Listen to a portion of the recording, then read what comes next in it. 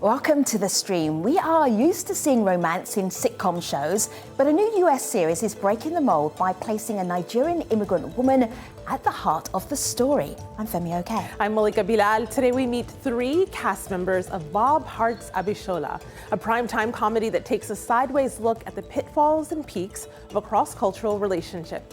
Send us your thoughts through Twitter and YouTube.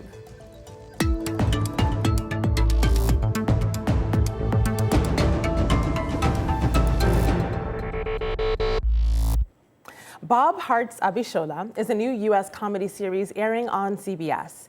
It portrays a blossoming romance between an American man and a Nigerian immigrant woman. The show is winning praise for reflecting the lighter side of the immigrant experience in the U.S. Have a look.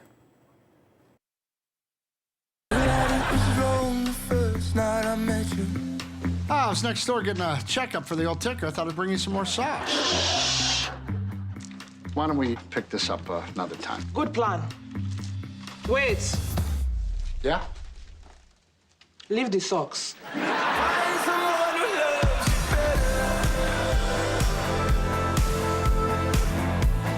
Hi. Oh my God. What, a guy can't take the bus? This is nice. I thought there'd be more weirdos. You are the weirdo. So where are you from? Nigeria. Wow. That's a heck of a commute, huh? Hello, Abishola. Hello, Kemi. Who's this? Yeah. So you're telling your friends about me, huh?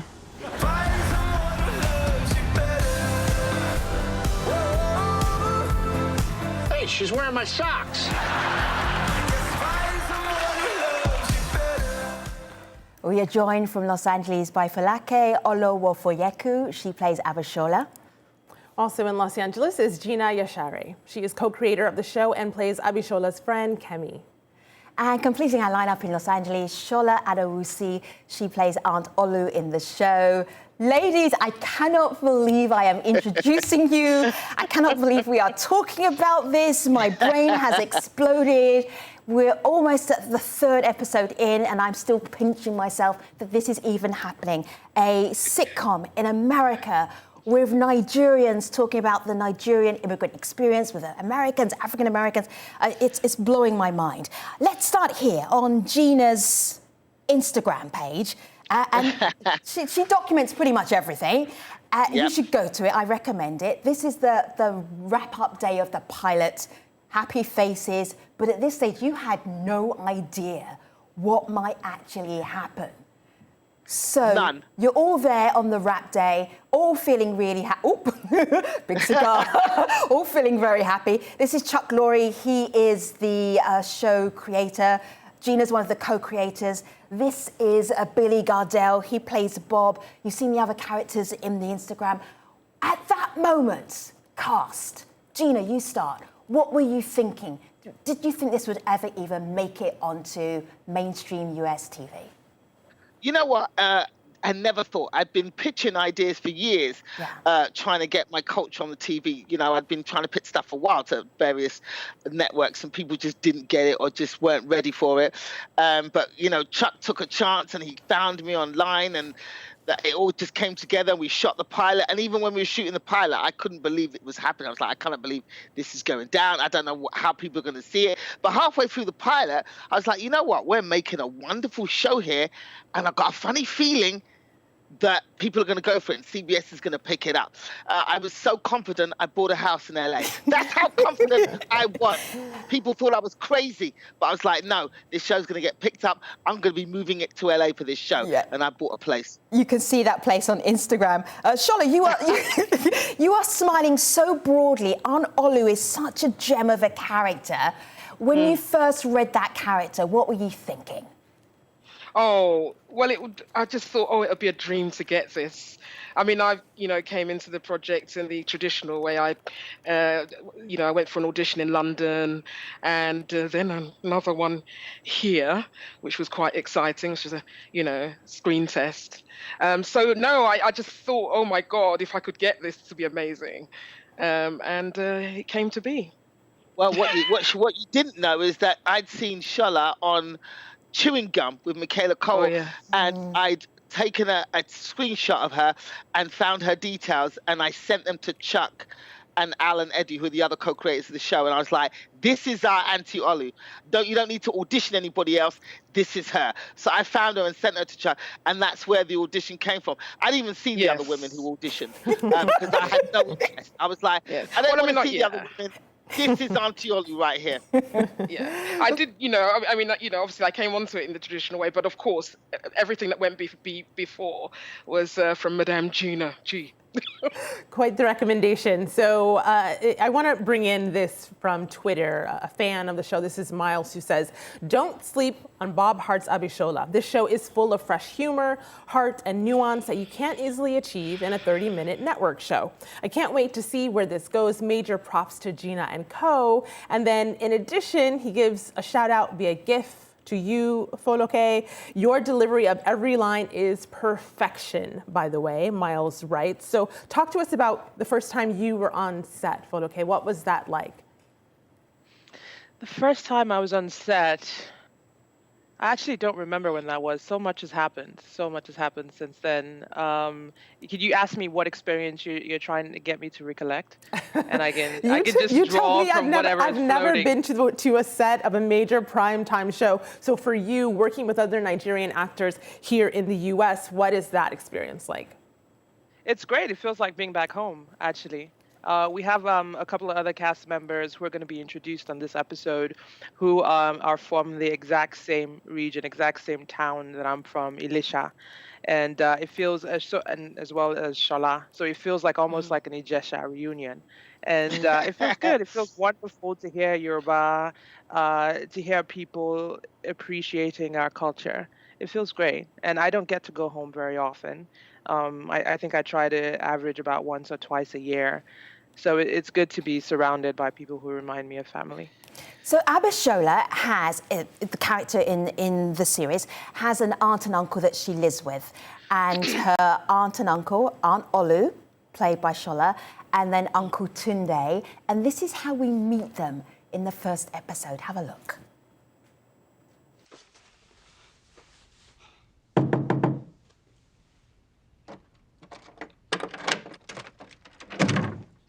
May I help you? Yes, I'm looking for Abishola.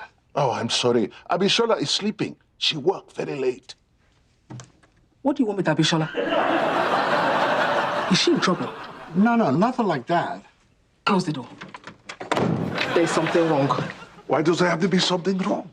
There's a white man at the door. Tell me, when has that ever been good?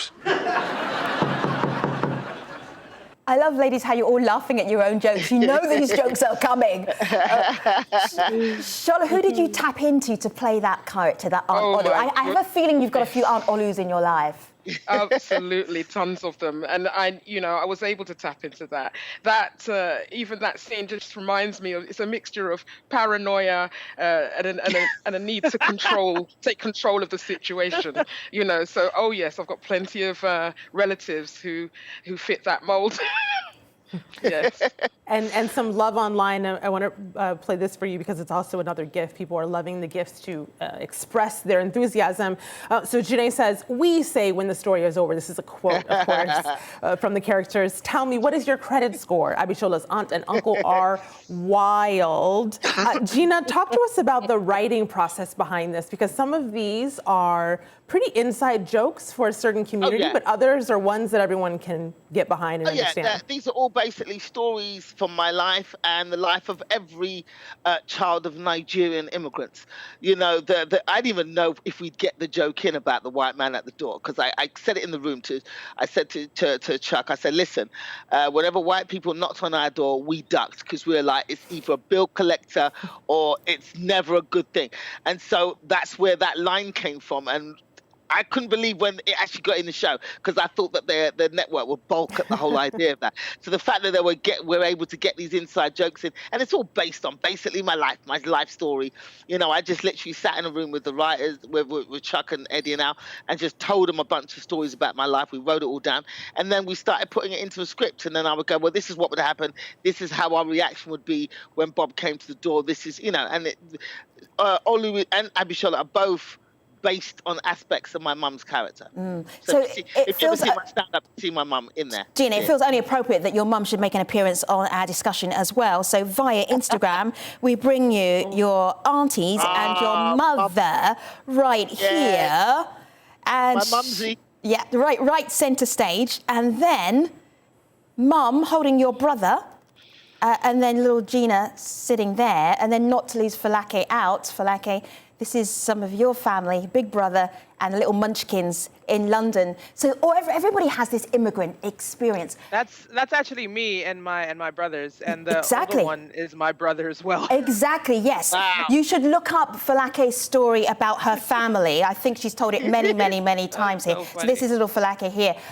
This idea about a Nigerian immigrant family, there are certain things that happen to you as a Nigerian immigrant, i.e. expectations for education and studying, what jobs you can do, who you can go out with, can you have a boyfriend, can you have a girlfriend, all of those things are very much a Nigerian experience. Gina, do you want to run with that for a little bit? Well, yeah, I mean, if you ever see my stand-up, I did a show in England called Live at the Apollo, which is how Chuck found me. It was a set where I was talking about how in a Nigerian family, you've got 4 choices of career: doctor, lawyer, engineer, disgrace to the family. And that is basically it. There's no other choices. As a child, I was always talented, and I remember having a drama teacher at age 12 going to my mum, you know, your daughter, she's talented. Maybe she'd get into, you know, drama, acting. And my mother was like, well, she can act like a doctor when she becomes a doctor.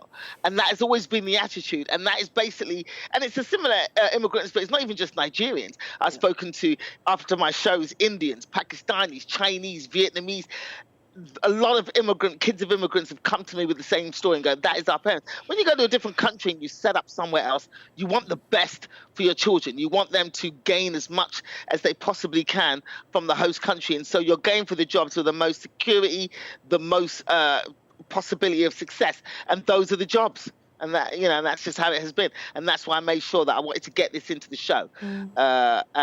So that's basically it. And Gina, you're right. We heard from so many people online who said they can see their stories in this, especially when it comes to their parents' expectations of their jobs. So Latifa on Twitter says, it doesn't matter what I want. I'm going to be a doctor. True African answer. Smiley faces there in just a little bit, but they understand the truth of it. But I want to pivot just a bit to a video comment we got from someone, a former stream guest, a comic herself, Adiola Fayohun. She's the host of Keeping It Real with Adiola. And here are her thoughts, very enthusiastic thoughts on this series. I'm not going to cry, but oh my goodness, 16 years in America and I finally got to see Nigerians on American sitcom playing lead role. There must be a God in heaven. CBS, you have done well. Thank you, Auntie Folake, Auntie Gina, Brother Bob, for putting Nigeria on the map of American sitcom, giving hope to a lot of school kids that are being bullied because of their Nigerian accent, telling the rest of us that we will make it someday in this America. Especially now that black immigrants are working on eggshells. You understand? Because of the changing climate, all the village people are very proud of you. You have done well. Mwah. I'm going to follow her. That's the thing. Go ahead, Gina. Beautiful. Love it. That's fantastic. Well, that's the thing. I just wanted to bring experience. I mean, this is experience. We've seen the story of African Americans, and we've seen the different types of stories, but we haven't seen the African immigrant story. You know, whenever we've watched television, and you see African Americans playing Africans, the accent's always slightly off, or you don't know what country they're supposed to be from or what tribe. So I'm not even Yoruba. My family are from Benin City. We're Bendelites. But growing up in London, I was surrounded by a lot of Yoruba people, and my mother speaks Yoruba fluently, and that was the tribe that came to mind when we were making this show. And I was like, let's make them all Yoruba, because that is what I'm most familiar with, more than even my own tribe. And I just wanted to get our experience and the nuances, the talks, the discussions that we have as Africans with African Americans and Caribbeans. I was born in England, so I wasn't raised around African Americans. I was raised around Caribbeans, but a lot of the discussions are the same. A lot of the prejudices between the Africans and the Caribbeans and vice versa is very similar to the Africans and Caribbeans in America, and I wanted to get that story told because I don't think it's ever really been told from our perspective. Something that I have never seen before on American TV is characters speaking Yoruba which is one of the major tribes in Nigeria. Gina just explained to you how closely she is affiliated with the Yoruba. And this is Bob. He's trying to get closer to Abishola. And the way he's going to do it is he's going to learn her language. Have a look at the clip. So if I want to say hello in her language... Ekaro. Ikaro. No. Ekaro. Pretty sure that's what I said. Now, how do you say goodbye? Odabo. Odabo. You know I speak Mandarin. I did not know that. Duya Gunsi Dienda Gumar Aisawala. Nice. Now I want Chinese for lunch. Okay, this is important. How do you say, I'm sorry your aunt and uncle forced you to spend time with me, but I really enjoyed myself and I'd like to do it again? Má bínú wípé àwọn ará ilé ìyá rẹ̀ fi agbára mọ́ láti lo àkókò pẹ̀lú mi. Ṣùgbọ́n mo gbádùn ara mi àti wípé mo fẹ́ láti ṣe lẹ́ẹ̀kan sí. But like It's your man. It's such a silly joke. I love hearing him speak Yoruba. His Yoruba is impeccable. Oh, His Yoruba my is goodness. definitely better than mine. And every time he has a scene where he has to speak Yoruba, like I make sure that I'm always there watching because it just feels like being back home. And his name is Bayo, and his Yoruba is just sweet. It's a sweet guy. The thing about this series is that there are little gems there. So if you're watching and you know Nigerians, or actually if you're watching and you know Africans, there are little gems in there for you. So things like the food, and I'm listening to the dialogue, but I'm also seeing on the dinner table what are they eating. And there was just a very relaxed reference to chin chin, which is a little dessert, like a little snack that you have. Nobody explains anything. So if you start engaging with the show, you then have to go off and do some research. If this is not your culture, you have to learn the culture. Yeah. We're doing it so people just go, what is that? And then want to learn and look it up. We don't want to explain it because we don't want to assume that people are stupid. We want people to just go off and go, what is that? And ask their Nigerian co-workers and their Nigerian friends and go, what is this stuff? And then we're trying to get conversation, get people, cross-cultural learning. And of course, And the art seen it in shop. I beg your pardon, Folake. Sorry, Shala, please go ahead. Yeah, I mean, of course, they might have seen these things in shops. You might have seen plantain chips. Now, maybe because of the show, they might, try them. Try it out. Yeah. Also, a lot of times when we're shooting scenes, especially with my auntie, with Shala, and the family scenes, and my uncle and my son, the art department, our crew, they're very, very thorough, and they come and they ask us, right, Shala? They ask us, what would you be eating at this time of the day and what makes sense? And we offer suggestions, and they look it up on Google, and they replicate it. Right, Shala? And that's the beauty of working. They're amazing. That's the beauty of working in Chuck World, in that they are so meticulous in everything they do that they want to make it look authentic as possible. And we'll just go, I need it. And I'm like, I'm writing pounded yam into the script, so we need some pounded yam. We need okra stew. We need egusi. We need, and they'll do it, I think there's a scene. Sorry, Shala, go ahead. That's all like we're talking over each other. other. No, I was going to say right down to the certain traditional snacks, such as cola nuts. I haven't had a cola nut for a long time. Where do you get those in LA? They're disgusting. I'm sorry, Nigerian. I think my dad loved them. Malika, save the Nigerians from themselves. Help us out here. I did have to do a little Googling myself, even though I have a lot of Nigerian friends, but it was an education, so I appreciated that. But you all mentioned authenticity and making sure that was important to this and bringing it to screen. And part of that is the authentic conversations, real life things that are actually happening offline. So this is a tweet from someone, Swirling, who says, watching Monday's Bob Hearts Abishola and the comedic portrayal of Abishola's aunts and uncles' detective work pertaining to Bob, I'm reminded of the added hurdle that differing racial and cultural perspectives brings to the equation. And so I'm going to take that and run with it a little bit because we got this comment live on YouTube from someone.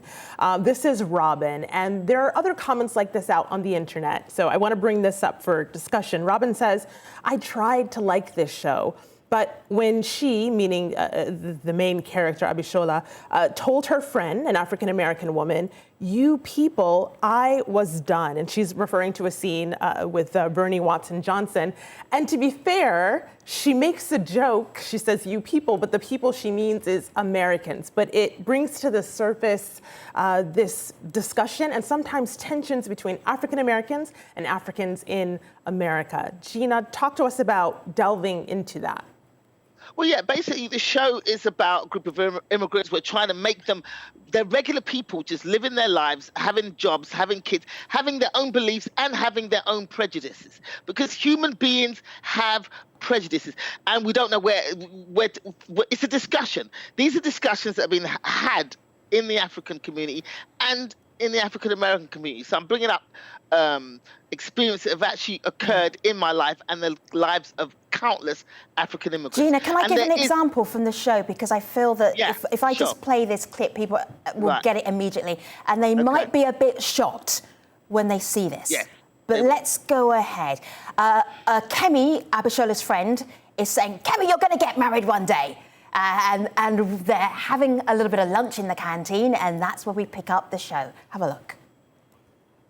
She has many options. Top of the list, Nigerian man, same tribe. Yoruba. Mm-hmm. Then Nigerian man, different tribe. Igbo. Mm-hmm. Then other Africans. Except Tunisians and Egyptians. Obviously. Then Caribbean, then white, then African American. Mm-hmm. Wait. So a black man is last on your list? Below white men? You get it. I get that you full of crap. Mm-hmm. All you Africans think you better than us. Well, what? You don't make it easy for yourselves. What's that supposed to mean? Oh, come on. Gangbangers, welfare stamps, the baby mamas. You just bought into that racist propaganda you see on TV. There are more white people on food stamps and welfare than black people. That's not what it says on the Fox News. Which is fair and balanced. Ladies, do you know what occurred to me when I saw that scene in particular was that amongst the sweetness is some real savage, honest comedy. And it was almost too painful to watch because I would never say that. You never hear that on TV. But people are thinking that. These are conversations that these are conversations that have been had amongst the African community and amongst the Caribbean. I remember being spat on and called names as a child, not by white children at school, but by other black children, by Caribbean children. And the same happened to African kids in America. Charlotte, go ahead. What were we going to say, Charlotte? No, I was going to echo just what Gina said, but back in the day, similar conversations have been had between the Caribbeans and those from parts of Africa, and a fair amount of teasing going on as well. It's a good conversation to bring up so that we can, air it. We have more in common than we do otherwise, but it's good for the conversations to be had. This is a real Nigerian conversation because everyone's speaking at the same time. Folake, go ahead, Folake. What were you going to say? This doesn't echo like our thoughts. I think we were probably as shocked as you guys were when we read the pages. We knew it was going to rattle. It was going to cause like some sort of conflicts and dissonance. But the fact is, this is an authentic representation of conversations that people have across the line. So we have America, and we're covering every perspective. Renee comes from the African American's perspective, and we're covering a particular type of African's perspective. But this is all accurate, and I think what's most important is that it's going to allow us to have conversations like this. There are a lot of people who are not aware that African kids are being bullied. I grew up in Nigeria, so that wasn't particularly my experience, but I'd spoken to my friends, my first-generation African friends who grew up in America, and they told me about the experiences that they have.